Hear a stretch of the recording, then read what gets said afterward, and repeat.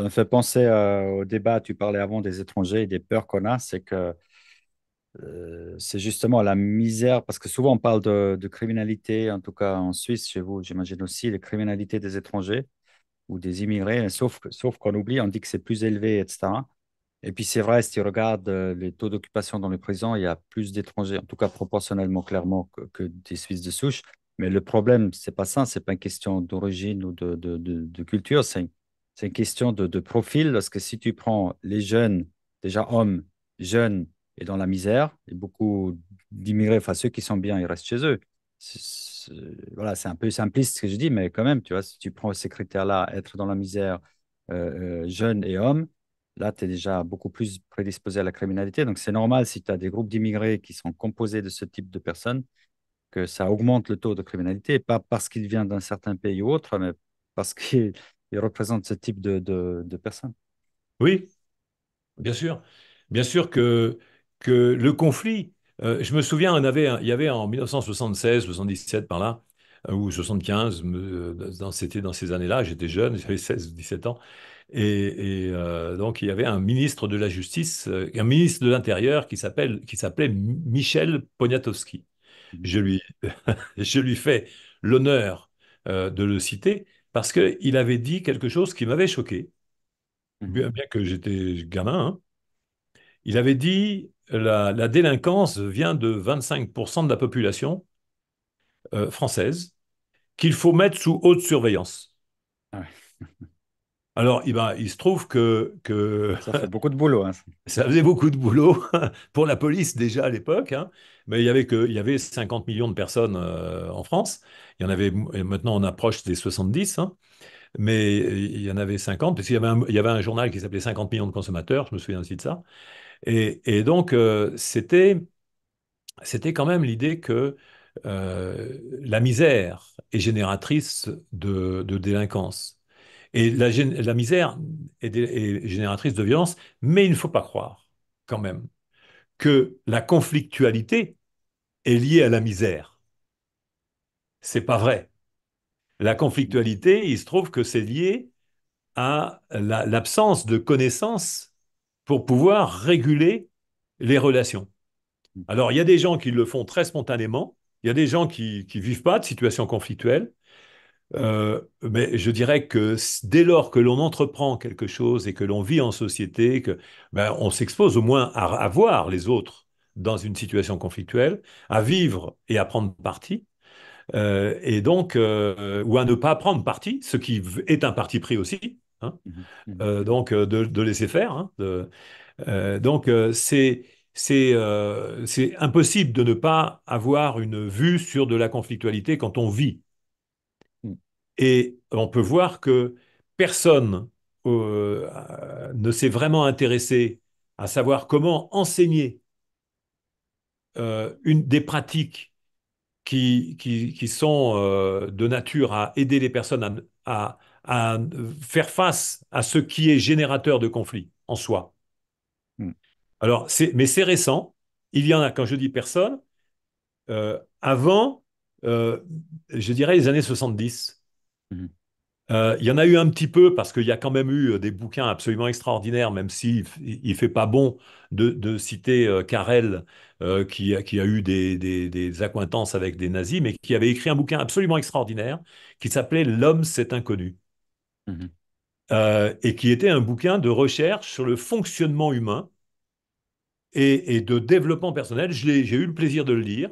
Alors, sans savoir qui était l'auteur, hein, bon, Mhm. après, il a dérapé, mais quand il a écrit ce bouquin, c'était vraiment une réflexion sur la manière de comprendre comment on fonctionne et de se dire, on peut rechercher encore plus à comprendre comment on fonctionne, parce que c'est en comprenant ça que l'on va faire face à la conflictualité et que Mhm. l'on va se dispenser des systèmes autoritaires.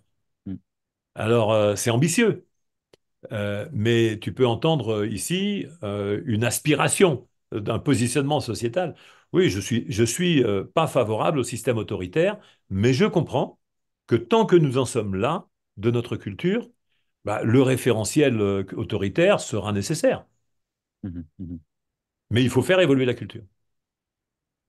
Euh, Passons peut-être un petit peu aux méthodes. On a beaucoup discuté des courants de pensée, de la philosophie, de ces questions-là. Parce que ce que tu viens de dire, ça me fait penser à un chapitre, un sous-chapitre dans ton livre qui s'appelle Médiateur à la fois neutre et engagé. Oui, Ça m'a interpellé. Alors, enfin, qu'est-ce que ça veut dire? je crois que j'ai déjà montré que sur le plan postural, je suis engagé dans une représentation de la vie en société. C'est-à-dire que pour moi, l'altérité, c'est accueillir les autres. C'est l'accueil, c'est pas une tolérance, hein. C'est une posture d'accueil des autres en tant qu'ils sont autres. Alors, ça veut dire que l'altérité aussi, ça s'enseigne pour que l'autre, quand il vient, qu'il apprenne aussi à être dans l'accueil d'autrui. Il y a Donc cette ça, belle phrase, cette belle phrase, attends, j'essaie de mémoriser. Je crois que, alors, c'est-à-dire, sois toi-même parce que tous les autres sont déjà pris. oui, oui, c'est clair. C'est clair que il vaut mieux être soi Mm.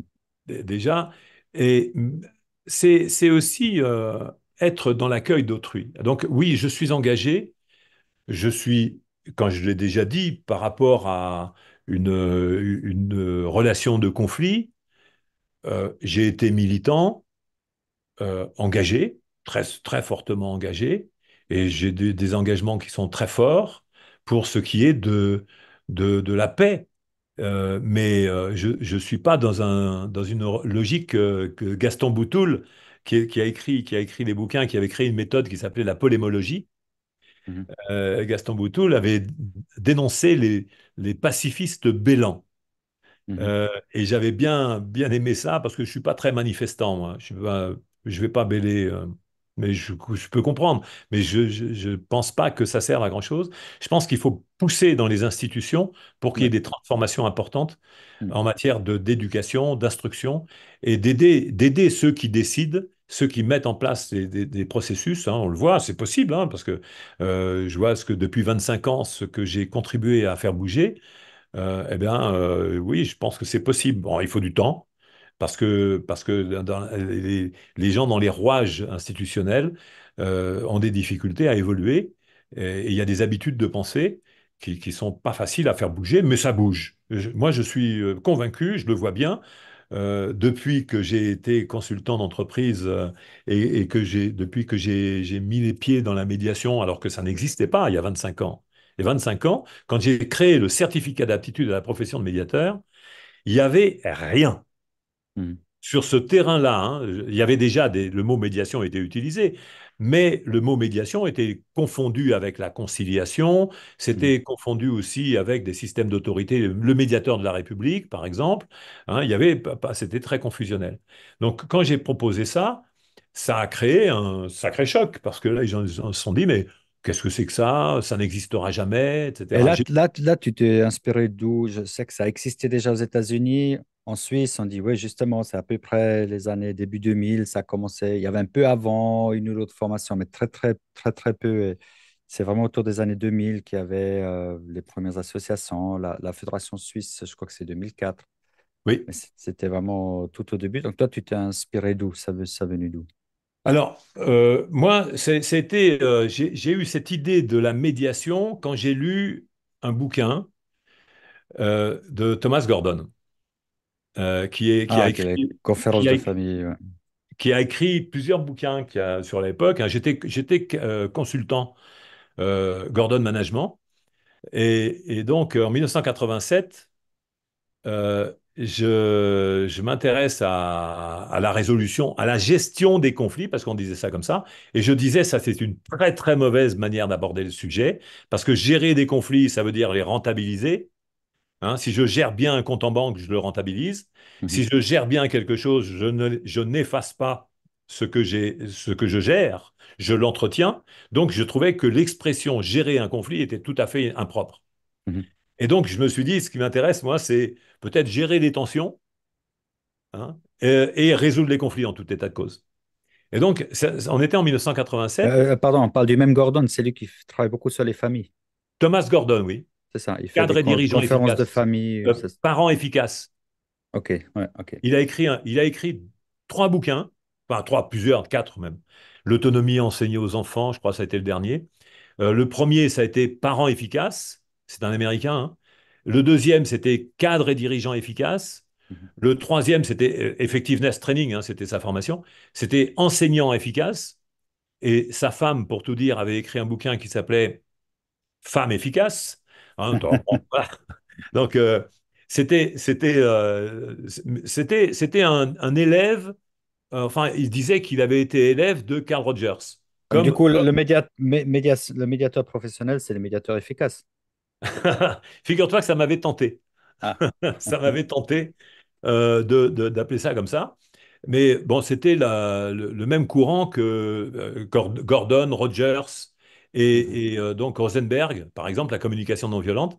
Ouais. C'est le même courant de pensée psychosociale avec l'idée de la bienveillance. Mhm. Alors moi, ça, je me suis éloigné de tout ça, mais je peux reconnaître très facilement que l'inspiration de l'idée de médiation m'est venue à ce moment-là. Mais on était en 1987. J'écris pas, il y a une journaliste qui m'interviewe à l'époque et puis qui me dit pour une revue qui s'appelait L'enjeu humain, elle me dit, mais qu'est-ce qui vous différencie des autres? Alors je lui réponds, euh, je m'intéresse à la médiation. Mhm. Donc on est en 1987. La médiation, c'est quelque chose qui est très très peu, le mot, l'expression est très peu utilisé. Il y a ici et là, aux États-Unis, la confusion est faite entre médiation et négociation. Mhm. En France, en Suisse et dans les pays, même à l'Allemagne, la confusion est faite entre conciliation et médiation et négociation. Mhm. Et quand la médiation à l'américaine, la négociation raisonnée, se développe avec l'idée de la médiation pour faire des gagnants-gagnants, on est dans l'idée d'une représentation économique de la relation, pour faire gagnant-gagnant. Et ça se développe au Canada. On est en 1990-95. Ça vient en France par le biais de l'Europe et ça vient en Suisse aussi, pareil, par le même biais de l'influence européenne, avec le côté sur les problèmes de quartier qui n'existent pas trop, enfin à l'époque ça n'existait pas trop, ni à Genève ni à Lausanne, mais ça existait surtout à Paris et dans les banlieues parisiennes. Et ça, c'est des médiations qui sont des négociations entre la police et les bandes. C'est comme ça que ça commence, le concept de médiation urbaine. Et en matière judiciaire, avec le divorce qui est accordé aux femmes, il faut se rappeler quand même de ça, hein, et l'évolution du droit, eh bien, il y a un élément qui est changé, qui fait que euh, pour pouvoir aider les hommes à ne pas abandonner les enfants lors des divorces qui sont prononcés à l'avantage des femmes, eh bien, des médiations sont proposées et c'est appelé des médiations familiales. L'inspiration vient du Canada, en passant par l'Europe et la généralisation européenne. Et c'est la médiation familiale qui voit le jour, qui se développe. À l'époque, il est un peu question de médiation dans la vie d'entreprise, mais très peu. Et moi, je m'intéresse à ce côté-là. J'ai il y a des journalistes qui s'intéressent à ce que j'écris à l'époque. J'écris quelques articles ici et là. Et je suis interviewé par un journaliste d'un journal qui s'appelle La Tribune, qui parle de moi et qui parle d'un curé qui s'appelle Jean-François Six, qui a été mis en cause après dans l'évêché, qui a perdu sa prêtrise, etc., pour d'autres raisons, peu importe. Et donc, euh, ils m'interviewent et Jean-François Six dit de moi, il n'y a que l'argent qui l'intéresse. Parce que je dis que le médiateur doit se faire payer. Mhm. Et lui, il est pour que le médiateur soit pris en charge par l'État. Mhm. Et moi, je dis, non, c'est une profession qui est libre. C'est une profession potentiellement libérale ou que les gens peuvent exercer en interne dans les entreprises en tant que salariés. C'est une profession. Et donc, Jean-François Six n'est pas content parce que je conteste sa représentation religieuse. parce que pour lui, c'est le médiateur, ça doit être quelqu'un qui est inspiré du courant religieux, c'est quelqu'un qui doit être bienveillant, qui doit avoir il doit croire dans l'humain. C'est de l'humanisme, hein, c'est comme après, il y a un autre auteur qui s'appelle Jacqueline Morino, qui avait été formé par Jean-François Six, qui avait écrit un bouquin qui s'appelait L'esprit de la médiation et donc qui était très très engagée religieusement. D'ailleurs, elle a impulsé la médiation humaniste, qui est bien, qui est une représentation également religieuse, même si ceux qui sont dedans ne s'en rendent pas compte, c'est très très influencé. Donc moi, oui, c'est vrai que je ne suis pas, je suis engagé sur le terrain de la médiation, je suis engagé sur le terrain sociétal. Je suis un militant très fort. Donc pour moi, là, c'est vrai que quand on développe une profession, bah, il faut y croire dans la profession. C'est pas une religion, mais il faut être investi, il faut avoir envie que ça marche. Et donc, c'est pour ça que j'ai proposé d'autres choses, hein. On peut en parler un petit peu sur le droit à la médiation, par exemple. Mais c'est ça mon engagement, il est là. Il est pour une société qui se dispense au mieux du système autoritaire Mhm. et des systèmes autoritaires. Mhm. Donc ça veut Ouais, là, dire je crois qu'on enseigner la liberté. on est effectivement dans ma conception aussi, dans l'esprit de la médiation, le participatif, la liberté, le tout partager, la transparence. Si on parle un petit peu de méthode, donc tu as développé cette méthode, et ce qui m'intéresserait, moi j'ai vu que tu as, par exemple, tu as 6 phases. Je vais vite les citer, la première, la phase de création de contexte, ensuite la phase d'expression, la phase de définition, la phase de résolution, la phase de validation, la phase de conclusion.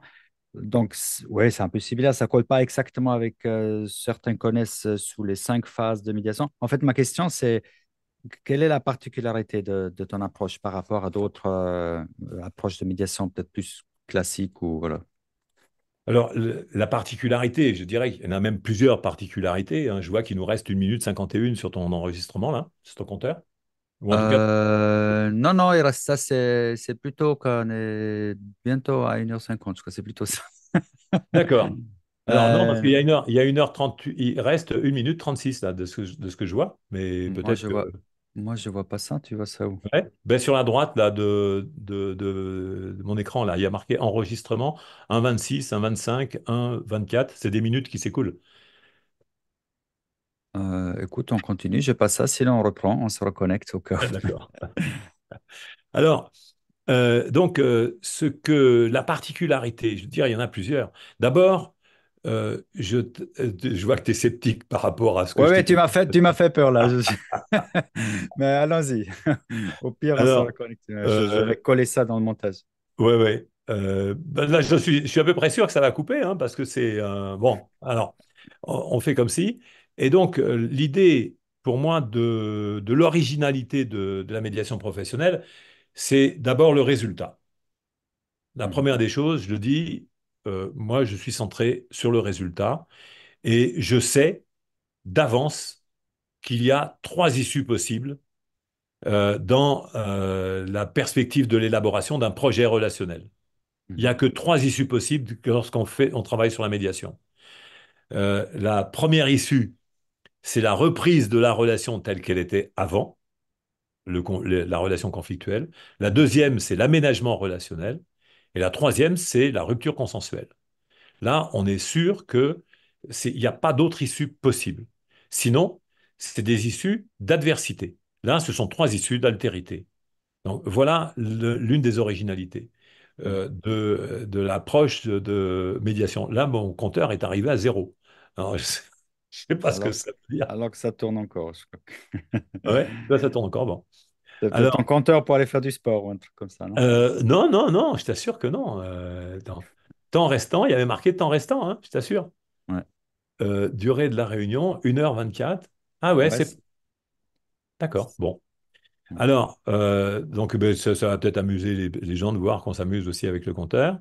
sans doute. Euh, et donc, 3 issues possibles quand on a une médiation. C'est-à-dire que quand j'applique mon instrumentation, mon processus, Mhm, qui est un processus structuré qui commence par des entretiens individuels systématiques. Toi, tu as dit tout à l'heure, parfois, je fais des entretiens individuels. Mhm. Moi, c'est systématique. Ok. Il n'y a jamais, jamais, et tu m'entends bien, jamais de situation où je ne fais pas d'entretien individuel. Même si la personne me dit, monsieur, ce qui m'est déjà arrivé, j'ai déjà vécu une médiation, je sais ce que c'est, eh ben, je lui dis, monsieur, il se trouve que vous n'avez pas appris grand-chose si vous êtes encore en conflit. Donc, je vais vous proposer un entretien individuel. Ça, c'est intéressant. Je cherche son nom. Il y a un Allemand qui a développé une approche type médiation qui s'appelle Klärungshilfe en allemand. Je ne sais plus comment il s'appelle. Thomann, je crois. Donc, ouais, Christophe Thomann. Et lui, il dit, alors, j'ai entendu ça par d'autres personnes qui ont suivi sa formation, mais ce qu'il dit, justement, il ne faut pas faire de séances individuelles. Et son argument, c'est de dire que Oui, si on fait des séances individuelles, il y a l'émotion qui sort, il y a déjà des émotions et des propos qui sont évacués. Et mais moi, j'en ai besoin dans ma médiation. oui. Et moi, je peux comprendre cet argument-là. Je peux aussi comprendre l'argument de dire dans certaines situations, peut-être c'est mieux de véhiculer un peu avant de se rencontrer. Donc, c'est comme pour tout. Moi, j'essaie de ne pas être trop dogmatique sur une chose ou l'autre.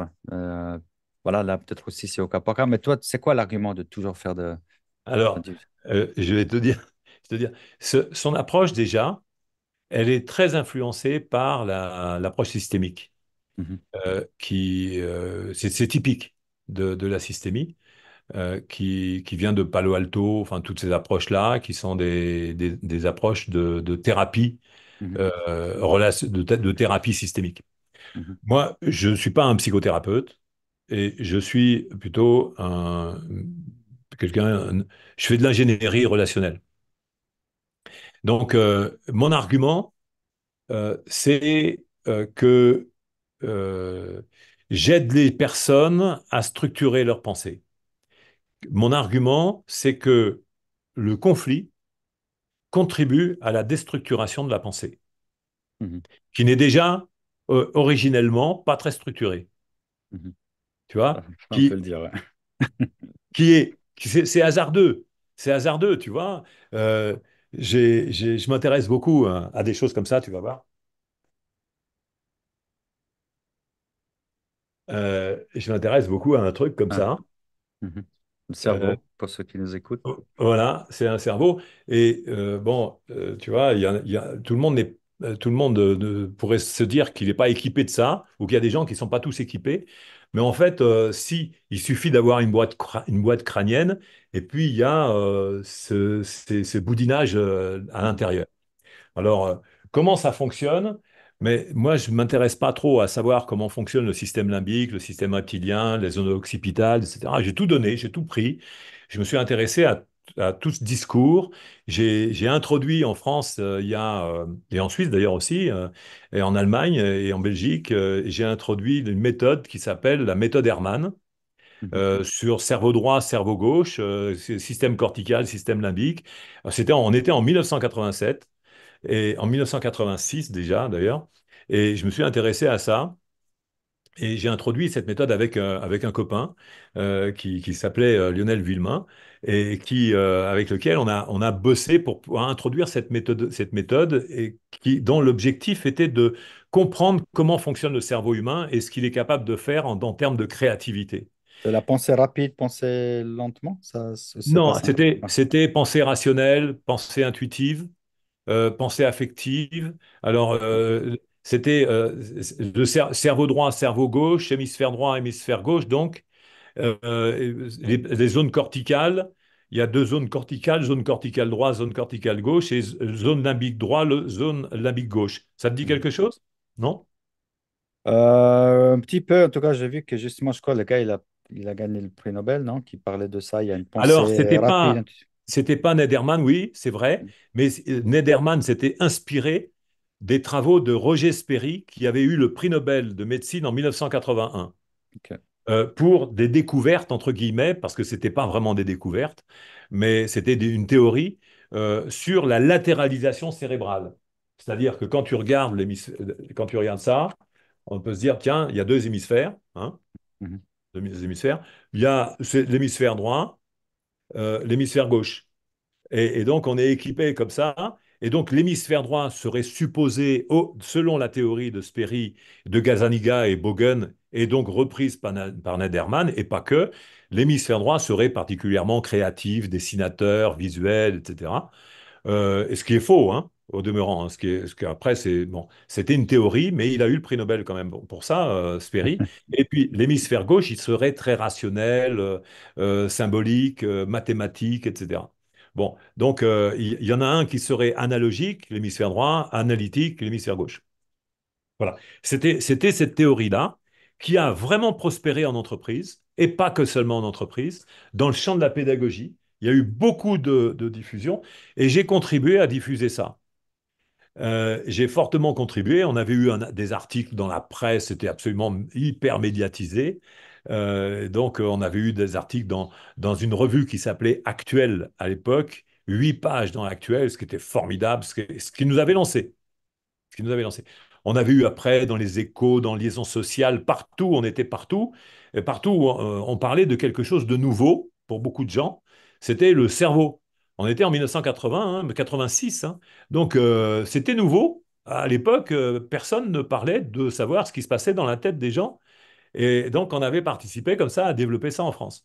Donc il y a eu beaucoup de théories, de développement, et moi j'ai abandonné ça parce que je me suis dit que c'était que de la, c'était que du discours.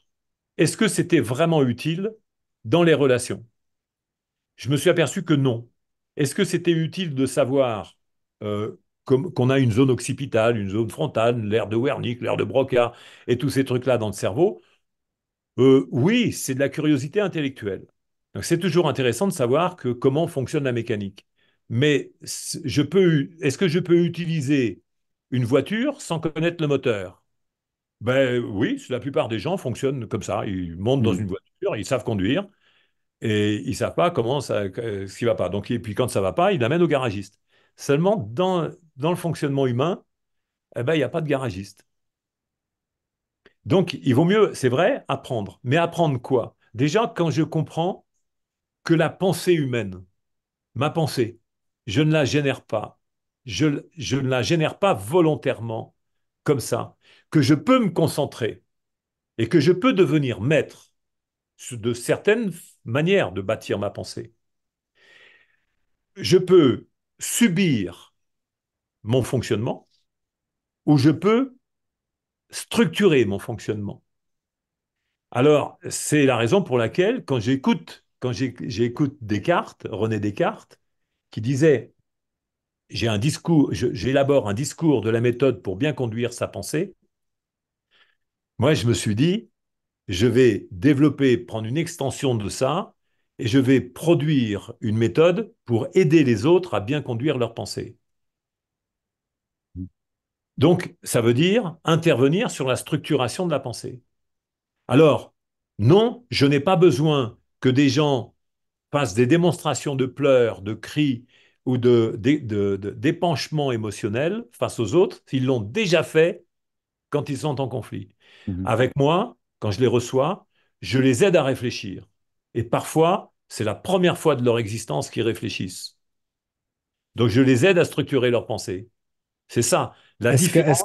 est-ce, Bon, est-ce qu'on pourrait appeler ton approche la médiation rationaliste? professionnelle. Oui, oui, oui, ça, mais est-ce que pour peut-être rajouter un complément descriptif, est-ce qu'on pourrait l'appeler rationaliste? Oui, bien sûr. Ah, mais je suis très, très attaché à l'esprit critique et à la rationalité. Mhm. C'est-à-dire que j'ai remarqué que, par exemple, pour aider des personnes à réfléchir, il faut les confronter parfois à des contradictions et que la rationalité est l'instrument de confrontation à la contradiction. Mhm. Bah, tu vois, tout récemment, il y a une personne qui me dit, j'ai pris et j'ai fait circuler cet exemple sur mon réseau, qui me dit, Monsieur, il faut que je vous dise quelque chose. Tout à l'heure, dans la réunion, euh, je n'ai pas été sincère. Et vous savez mon attachement à la sincérité. Je ne supporte pas que l'on mente. Mhm. Donc je vous le dis, je n'ai pas été sincère. Alors, Mhm. c'est formidable d'entendre ça parce que la personne vient reconnaître qu'elle a menti. Et au nom de sa sincérité, elle me le dit à moi, mais elle ne le dit pas à l'autre. Mhm. Donc elle continue de mentir. Mhm. Et elle ne s'en rend pas compte, tu vois. Et elle est honnête dans ce paradoxe, dans cette contradiction. C'est le paradoxe du menteur par définition, hein. C'est Mhm. incroyable. Et Mhm. je me dis, mais voilà, la personne, sincèrement, vient plaider sa cause pour dire, j'ai pas été honnête, je veux être honnête, vraiment être intègre vis-à-vis de vous. Mhm. Mais c'est pas vis-à-vis de moi que doit Ouais, l'être ouais, l'autre. ouais. Et tu vois, elle ne le fait pas exprès. Eh bien, tu vois, cette posture-là de reconnaissance de l'autre dans sa maladresse, dans son ignorance, dans sa confusion, mentale et relationnelle, c'est quelque chose qui est essentiel. Donc l'autre originalité de mon approche, c'est la reconnaissance, la mise en pratique de la reconnaissance. Les gens ne le font pas exprès, ils sont de bonne volonté, fondamentalement maladroits, et donc mon processus nécessite obligatoirement des entretiens individuels pour aider les personnes à structurer leurs pensées, Mhm. afin qu'ils puissent après venir dans cette posture extraordinaire, je dis bien extraordinaire, d'altérité lors de la réunion. Il faut qu'il y ait cette préparation. Et dans tout ça, les émotions, tu les accueilles comment? Eh bien, justement, par la légitimité, la reconnaissance de la légitimité des émotions. C'est-à-dire que, Mhm. tu sais, bien sûr que ça m'arrive, euh, pas plus tard que la dernière fois, la personne pleure. C'est un conflit dans une entreprise, hein, dans une organisation, une collectivité territoriale. Et la personne, l'entretien a duré 1 heure et demie. La personne a bien pleuré pendant trois quarts d'heure. Mhm. Alors, évidemment que c'est de l'émotionnalité, évidemment que elle n'a pas fait que pleurer, parce qu'elle a hoqueté également des paroles, ce qui Mhm. n'était pas forcément facile. Mais voilà, et ça l'a aidé à progresser. La progression là-dessus, euh, moi, le fait que des gens pleurent, ça me fait pas peur, hein. Les gens, ils pleurent. Il y a plein de gens qui pleurent dans des situations bien plus dramatiques que les situations que les gens connaissent dans les entreprises, dans les conflits qu'ils connaissent sur le plan relationnel. Il y a je vois bien qu'il y a des médiateurs pour qui le pleur est un drame. Pour moi, le pleur n'est pas un drame. C'est une manière de vider les glandes lacrymales. Et voilà, à un moment donné, quand il n'y a plus de pleurs, il y a plus, il y en a plus, il y en a plus, quoi. Mhm. Et donc, ça permet aux gens de s'exprimer, d'exprimer autrement leurs frustrations, leur mécontentement, etc. Et c'est ce qu'il faut leur restituer. Tu vois? Comme tu me dis, voilà, comment je me comporte par rapport, enfin, comment le médiateur professionnel se comporte par rapport à l'émotionnalité. Bon, évidemment que c'est pas de la joie, hein, que on n'a pas dans l'enthousiasme, on n'a pas ça, puisqu'on est en situation de tension, en situation de conflit, de changement, bouleversement, etc. Donc c'est plutôt du dégoût, de la tristesse, de l'amertume, des reproches, des remords, de la rancœur, de la rancune, c'est tous ces trucs-là qui sont là et donc de la récrimination. Donc c'est comment on peut recevoir ça? Mais je dis par l'haltérocentrage dont je parlais tout à l'heure, qui est de permettre à l'autre d'exprimer très clairement ses états émotionnels, et quand il n'arrive pas à mettre un mot dessus, c'est moi, c'est le médiateur qui met le mot dessus pour mettre un accélérateur à la pensée. C'est-à-dire qu'on n'attend pas dire à quelqu'un vous êtes très affecté, vous êtes bouleversé, vous rendez compte que c'était difficile et que vous n'avez pas su faire, et vous vous sentez coupable. J'attends pas que la personne dise ah mea culpa, mea culpa, mea culpa. J'attends pas ça du tout. Je lui dis, on met un accélérateur de pensée et en mettant ces mots dessus, on dédramatise. Oui, je suis un contributeur à la légèreté de la pensée et à l'éclosion de la pensée. Donc ça permet aux personnes de dédramatiser, parce que si je peux mettre un mot, sur quelque chose que les gens ressentent et qu'ils n'arrivent pas à nommer, eh bien, je mets un accélérateur. Et les gens, tu sais, s'approprient très très bien le mot.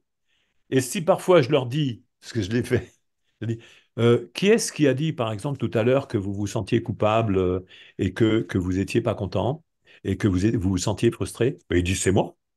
Ils parlent d'eux, hein, et ils disent que c'est eux qui l'ont dit. Alors que quand on a la vidéo, on entend bien que c'est le médiateur qui a dit les choses, mais les gens se les attribuent parce que je leur dis, d'une manière altérocentrée, ce que vous êtes en train de vivre, c'est, par exemple, un sentiment très fort de culpabilité. Et la personne dit oui, et à ce moment-là, elle s'attribue le fait d'avoir dit le mot qui la libère et qui l'aide à structurer sa pensée. C'est-à-dire que sa pensée n'est plus une bouillie neuronale, mais c'est un tissu sémantique Mhm.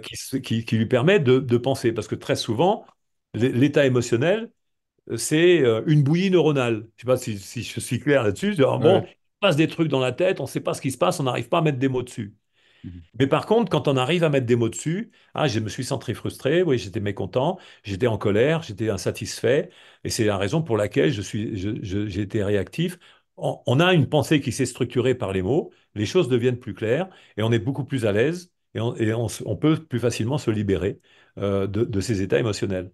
Donc je suis pour que l'intervenant aide, le tiers, le médiateur, aide les personnes à structurer leurs pensées, et c'est l'occasion dans l'entretien individuel. Mhm. Mhm. Et je Merci viens pour plaider cette, ma cause. ouais. Merci pour cette clarification. Peut-être même s'il n'y a pas de compteur, on va gentiment penser à Oui, conclure. Mais j'ai un dernier point. Si on peut peut-être en 2, 3 minutes encore parler du taux de réussite, parce que tu dis que tu vises, non pas que tu vises, que tu arrives à 100% de réussite. oui. Comment faire? Ben, c'est l'exigence que l'on a, hein, parce que tu sais, quand je dis ça, évidemment, je sais bien que des clients peuvent apparaître et puis faire leurs commentaires dessous, hein, en disant, mais moi, je suis dans telle société, voilà ce qui s'est passé, et ça n'a pas marché. Mhm. Voilà. Eh ben, voilà, mon défi, il est là. Il est que quand on est médiateur, on pense en termes de résultats. Mhm. J'ai été consultant d'entreprise. Mon exigence en tant que consultant d'entreprise, c'était le résultat. C'est-à-dire, j'ai toujours été confronté au résultat. Quand j'étais conseiller juridique dans une association de consommateurs avant, au tout début, et pour moi, ce qui était important, c'était d'arriver à des résultats, que ce soit lorsque je présentais des dossiers dans les ministères, que ce soit quand je présentais des propositions de réforme sur des textes de loi, de différentes approches et différents contextes, que ce soit sur la santé, sur la distribution des plantes aromatiques ou médicinales. Je me suis même intéressé à ça dans mon antériorité. Et donc, j'ai toujours été intéressé par le résultat. Comme je disais tout à l'heure, avec le jeu d'échecs, Mhm. le résultat me semble être important. En tout cas, ça me plaît de me dire ça. Donc, j'ai mis en place un processus qui a pour but de permettre au médiateur d'envisager les résultats. Je te donne un exemple. Mhm. Tu as, on va prendre un système standard avec deux personnes qui sont en conflit, parce que ça pourrait être plus, mais peu importe. Ça pourrait être une fratrie avec, pour une question d'héritage, mais on va prendre deux personnes. Et tu as une personne qui veut quelque chose et l'autre qui veut autre chose. Généralement, ça tire dans un sens ou dans l'autre. Le médiateur sait que ces deux personnes-là, par exemple, ont travaillé ensemble, ont vécu ensemble, et que avant, ça se passait bien. Avant quoi?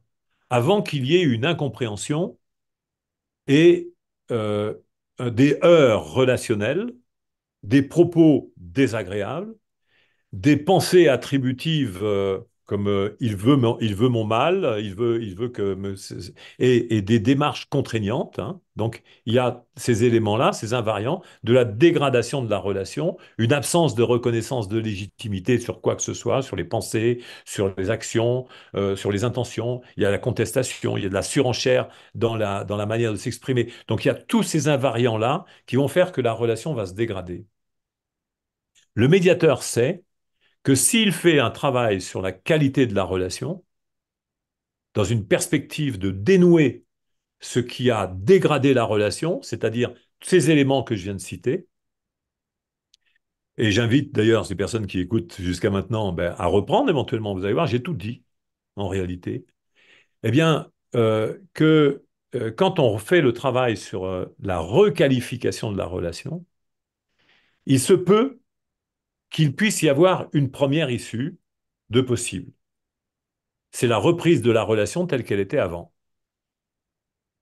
C'est le avant le conflit. statu quo ante. Non, c'est pas un statu Non. quo, c'est une reprise de la Ouais. relation. On peut prendre, par exemple, deux collaborateurs, deux personnes, deux salariés qui travaillent ensemble. Il y a eu une incompréhension, ils se sont...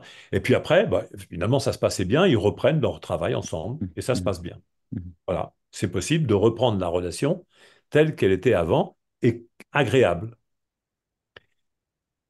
Ça peut paraître toujours étonnant, mais si on maîtrise les ingrédients de la dégradation relationnelle et de la qualité relationnelle, alors je vous dis, c'est tout à fait possible. Mais il est possible aussi que cette issue-là, ne soit pas possible. Pourquoi? Ben, par exemple, papa et maman sont en voie de séparation. L'un des deux a trouvé meilleure affaire ailleurs et la relation ne peut plus se reprendre telle qu'elle était avant parce qu'il y a une nouvelle histoire qui a commencé. Et donc, c'est difficile d'imaginer que la relation va reprendre telle qu'elle était avant. Donc, la reprise, non. Alors, il reste deux issues possibles. L'aménagement de la relation Mhm. ou la rupture consensuelle. C'est-à-dire, la rupture, c'est on ne se voit plus, Mhm. mais c'est consensuel, donc on fait en Mhm. sorte Mhm. que la rupture soit la moins agressive possible pour l'un et pour l'autre. On va revenir. L'aménagement, l'aménagement de la relation, mais il y a plein de possibilités d'aménagement d'une relation. Soit on ajoute quelque chose dans une relation, soit on retire quelque chose, soit on ajoute et on retire, et, soit on bouge des éléments de la relation. Donc, vous voyez, il y a trois manières qui se combinent pour l'aménagement de la relation. Donc, c'est complètement anticipable. Mhm. Et quand on regarde la relation, admettons par exemple que on prend papa-maman. Faire simple, on pourrait prendre la vie de salarié, mais bon, peu importe, ça peut vous aspirer. Papa-maman, quand je dis papa-maman, ça veut dire qu'ils ont des enfants, hein. Donc, il y a des Il y a une éléments. coparentalité à mettre en place. Voilà. Donc, ça ne sera pas une rupture. On comprend tout de suite que ça ne sera pas si, par exemple, en admettant maman ou papa a rencontré quelqu'un d'autre. Donc, ça ne sera pas la reprise. En tout cas, pas tout de suite, pas avant 2 ans, hein. Mhm. Mhm. Bon, peut-être plus, mais bon, peu importe. Donc, ça ne sera pas la reprise de la relation. Ça ne sera pas la rupture de la relation. Eh non. Parce que la rupture de la relation, ça voudrait dire que l'un des deux abandonne, Ouais. ce qui n'est pas impossible, hein, mais abandonne définitivement les relations avec les enfants. Mhm. Donc, ça sera un aménagement. Et l'aménagement relationnel va porter sur les aspects que je viens de citer. Soit on bouge des éléments de la relation, soit on ajoute quelque chose, soit on retire quelque chose. Mhm. Et on peut ajouter du temps, de l'argent, de la relation. Ça porte là-dessus. On sait sur quoi. C'est-à-dire que ce que je suis en train de vous dire, c'est que quand un médiateur intervient, il fait un accompagnement de projet relationnel. Mhm. Il ne fait pas la résolution de conflits. C'est pas le conflit qu'il a en tête. Le médiateur professionnel a un projet relationnel en tête. Mhm. Et il regarde ce qui s'élimine au fur et à mesure où il progresse. Et il le dit aux Mhm. personnes en face. Il leur dit, tiens, L'un déjà, ce que vous êtes en train de faire, peut-être, c'est que vous êtes déjà en train d'éliminer la possibilité de reprendre la relation telle qu'elle était avant. Et là, ce que vous êtes en train de faire, c'est que vous êtes en train d'éliminer l'aménagement relationnel. Mhm. Ce que vous êtes en train de faire, etc. Donc, s'ils éliminent les trois, tu comprends bien que là, c'est pas possible. Parce Ouais, que ouais. c'est pas possible. Donc, obligatoirement, le médiateur va devoir faire preuve de compétence dans le champ de l'accompagnement de projets relationnels. Mhm, mhm, On sort de la conflictualité, et c'est ça, pour moi, la profession de médiateur. Tu vois, tu me disais quelle était l'originalité. Ben, mhm, l'originalité de la profession de médiateur, c'est faire de l'accompagnement de projets relationnels mhm. avec une technicité qui s'appelle l'ingénierie relationnelle. Où tu as aussi publié un livre, je crois, sur ça. Oui, Et écoute, ça, vraiment, ça ferme la boucle. C'est une belle conclusion de ce podcast. Je te remercie beaucoup. C'était très inspirant, très intéressant. Donc, je rappelle, ton livre, on a surtout parlé là autour pratique de la médiation professionnelle. Bon, on a élargi à beaucoup d'autres choses. Tu as aussi le livre L'ingénierie relationnelle et d'autres. Donc, je mettrai des liens dans le descriptif de cette vidéo. Et médiation en milieu hostile aussi, c'est super. médiation au milieu hostile, ouais. Et voilà, bah, je te remercie pour ce podcast et pour ton engagement, comme tu as dit, neutre et engagé. On le voit très bien. Et je te remercie. Euh, Merci je suis- beaucoup, Pascal, de ton accueil. C'était un grand plaisir d'échanger avec toi. Et j'espère bien, comme je te le disais en amont, que nous aurons l'occasion de faire des actions ensemble Avec auprès plaisir. du public en Suisse pour former des médiateurs et que ce soit des avocats, des DRH, des personnes engagées dans le dialogue social et des collectivités territoriales. Nous, on le fait beaucoup en France. On a déjà beaucoup d'avocats en Suisse qui sont médiateurs professionnels et j'espère partager avec toi ces grands moments de formation de médiateurs. Avec plaisir. Merci beaucoup, Jean-Louis. Merci Pascal. À bientôt.